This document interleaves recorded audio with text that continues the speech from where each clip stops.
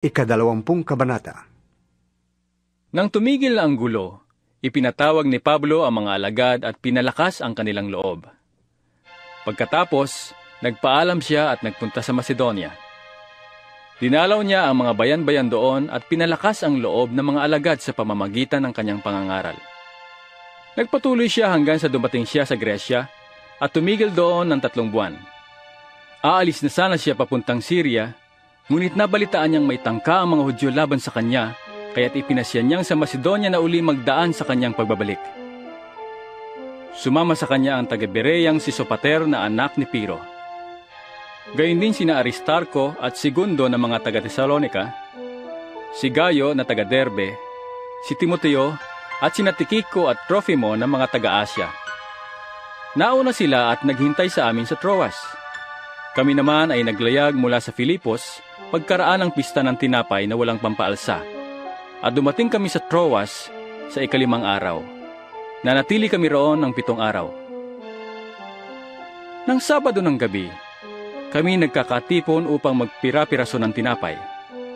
Si Pablo'y nangaral sa kanila hanggang hating gabi, sapagkat aalis na siya kinabukasan. Maraming ilaw sa silid sa itaas na pinagtitipunan namin. Nakaupo sa bintana ang isang binata na ang pangalay Eutico. Dahil sa kahabaan ng pagsasalita ni Pablo, si Eutico ay inantok at nakatulog ng mahimbing. Nahulog siya mula sa 3 palapag na kanyang kinaroroonan, kaya't patay na siya ng buhatin. Ngunit nanaog si Pablo at niyakap siya. "Huwag kayong magkagulo," sabi niya. "Buhay siya." Muling pumanhik si Pablo at nagpira-piraso ng tinapay. Pagkatapos, nagpatuloy siya ng pangangaral sa kanila hanggang sa mag-uumaga. Saka umalis. Ang binata naman ay buhay na inihatid sa kanyang bahay, at ito'y nagdulot sa kanila ng malaking kaaliwan. Sumakay kami sa barkong papuntang Ason. Doon kami magkikita ni Pablo ayon sa bilin niya sa amin, sapagkat sa lupa siya dadaan papunta roon. Nang magkita kami sa Ason, sumakay siya sa sinasakyan namin at sama-sama kaming pumunta sa Mitilene. Mula roon, patuloy kaming naglakbay at kinabukas ay dumating kami sa tapat ng Quio. Nang sumunod na araw, dumaan kami sa Samos at makaraan ang isa pang araw ay dumating kami sa Mileto. Ipinasya ni Pablong lampasan ng Efeso upang huwag siyang maantala sa Asya, sapagkat ibig niyang nasa Jerusalem na siya sa araw ng Pentecostes. Mula sa Mileto, ipinatawag ni Pablo ang mga pinuno ng iglesia sa Efeso. Pagdating nila ay kanyang sinabi, "Nalalaman ninyo kung paano ko ginugol ang buong panahong ipinamalagi ko sa inyong piling. Mula noong unang araw na ako'y tumuntong sa Asya. Naglingkod ako sa Panginoon ng buong kapakumbabaan at lumuluhang nagtiis ng maraming pagsubok dahil sa mga pagtatangka ng mga Hudyo. Sa aking pagtuturo at pangangaral sa inyo, maging sa harapan ng madla o sa bahay-bahay, hindi ako nangiming magsabi sa inyo ng anumang ikabubuti ninyo.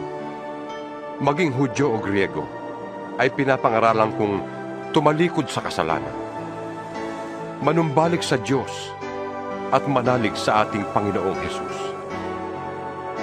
Ngayon, sa utos ng Espiritu Santo, ako'y pupunta sa Jerusalem at hindi ko alam kung anong mangyayari sa akin doon.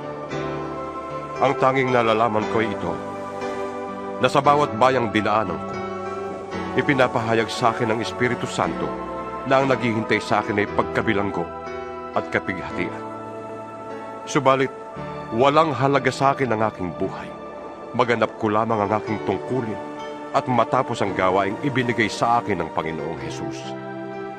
Ang pagpapahayag ng magandang balita tungkol sa kagandahang loob ng Diyos sa tao. Nakisalamuha ako sa inyo habang nangangaral tungkol sa paghahari ng Diyos. Ngayon, alam kong hindi na ninyo ako makikita muli. Kaya't sa araw na ito'y sinasabi ko, hindi ako mananagot kung mapahamak ang sino man sa inyo, sapagkat ipinahayag ko na sa inyo ang layunin ng Diyos. Wala akong inilihim na anuman. Ingatan ninyo ang inyong sarili at ang buong kawan, sapagkat sila'y inilagay ng Espiritu Santo sa inyong pag-iingat. Pangalagaan ninyo ang iglesia ng Diyos na kanyang tinubos sa pamamagitan ng dugo ng kanyang anak. Alam kong pagkaalis ko'y magsisipasok ang mababangis na asong gubat at walang patawad nilang pupuksain ng kawan. Mula na rin sa inyo'y may lilitaw na mga taong magsasalita ng kasinungalingan upang mahikayat ang mga alagad na sa kanila sumunod. Kaya't mag-ingat kayo. Alalahanin ninyong tinuruan ko kayo gabit araw sa loob ng 3 taon at maraming luha ang pinuhunan ko. At ngayon itinatagubilin ko kayo sa Diyos at sa kanyang salitang nagpapahayag ng kanyang kagandahang loob. Siya ang makapagpapatibay sa inyo at makapagbibigay ng mga pagpapalang inilaan sa lahat ng kanyang ginawang banal. Hindi ko hinangad ang ginto, pilak, o pananamit ni Numan. Alam ninyong nagbanat ako ng buto upang kumita ng ikabubuhay naming magkakasama. Sa lahat ng pagkakataon, ipinakita ko sa inyo na sa pamamagitan ng ganitong pagtatrabaho, dapat ninyong tulungan ang mahihina. Alalahanin natin ang mga salita ng Panginoong Hesus. Higit na mapalad ang nagbibigay kaysa tumatanggap. Pagkasabi nito, lumuhod si Pablo at nanalangin kasama nila. Silang lahat ay umiiyak na yumakap at humalik kay Pablo. Labis nilang ikinalungkot ang kanyang sinabing siya'y hindi na nila muling makikita at siya'y inihatid nila sa barko.